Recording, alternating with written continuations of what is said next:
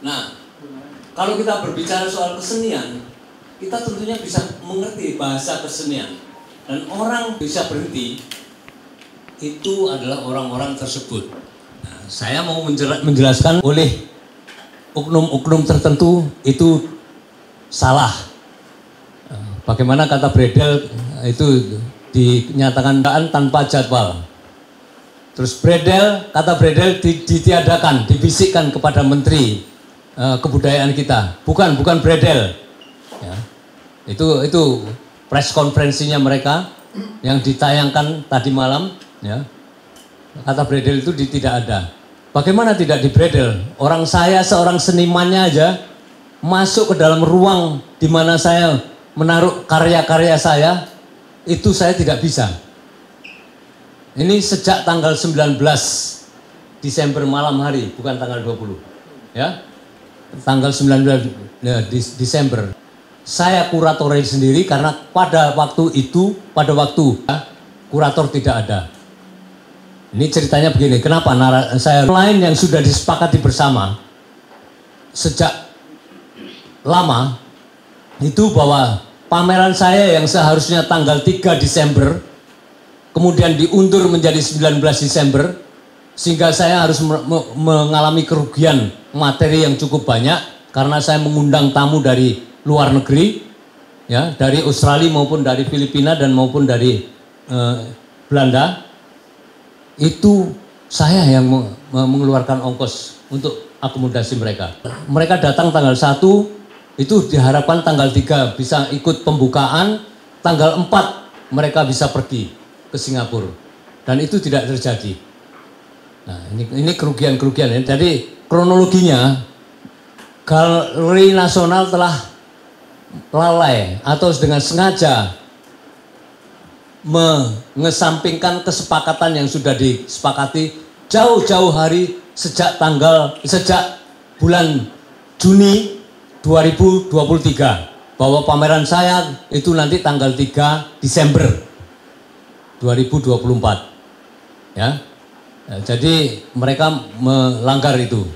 Yang kedua, ketika pada hari disepakati tanggal 13 itu kita boleh memasang karya-karya saya, itu kuratornya tidak ada. Sehingga tanggal 14 kita harus bekerja sendiri. Karena waktunya sangat mepet. Seperti yang dijadwalkan tanggal 19 itu adalah pembukaan pameran. Sementara karya-karya belum dipasang, makanya tanggal 14 itu saya bekerja sampai malam. Munir membuat instalasi sampai berapa hari, 2-3 hari. Itu membantu saya membuat instalasi 3 hari. Nah, pada tanggal 17 ya, setelah karya-karya itu selesai dipasang, barulah sang kurator datang. Ya. Dicatat bahwa tanggal 17 pagi hari Kamis, sang kurator datang menelpon saya untuk bertemu dengan dia di ruang video yang dimana nanti ada kuliah gratis dari saya dengan menggunakan video looping.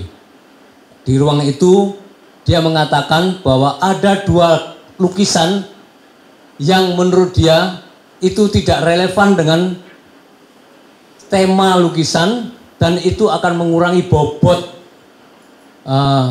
tema lukisan itu sendiri. Dan itu harus diturunkan dan tidak boleh dipasang. Dan saya tanyakan alasannya apa? Alasannya ketidak relevansinya itu karena visualisasi.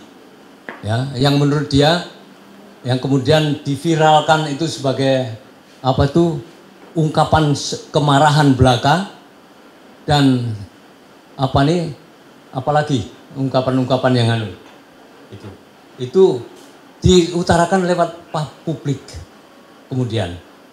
Dan yang celakanya sang kurator yang saya katakan adalah sosok yang mempunyai disiplin ilmu kesenian. Dia dosen pascasarjana, direktur pasca sarjana ISI Yogyakarta tidak memahami yang namanya simbol-simbol seni kesenian, bahwa bahasa kesenian itu ya seperti itu yang perlu multi tafsir. Jadi misalnya alasannya kenapa kok itu lukisan yang menggambarkan kekuasaan di dalam instalasi kedaulatan pangan ini dipasang. Terus saya bertanya, apakah kedaulatan pangan itu bisa berdiri sendiri tanpa adanya kekuasaan? Kalau kita berbicara soal kedaulatan, terus kita kita menafikan kekuasaan, itu omong kosong. Kalau tidak ada kekuasaan, pangan tidak akan terjadi, tidak akan ada untuk semua bangsa. Kecuali setiap di dalam ketahanan pangan itu tidak bisa dipisahkan dari unsur politik, dari unsur ekonomi. Kesenian dia juga harus menggunakan bahasa seni, itu loh. Nah, oke, akhirnya dari pembicaraan yang alot selama 2 jam lebih, akhirnya saya dua lukisan Konoha 1 dengan Konoha 2 itu terpaksa saya tutup dengan kain lakukan. Itu terjadi pada tanggal 17, 2 hari sebelum pameran dibuka. 19 siang hari seperti ini, saya diundang ke ruang rapat Satyanego dan orang bernama Bramantya bersama dengan kurator Suwarno, didampingi Jarod Mahendra, direktur, orang yang bernama Hari.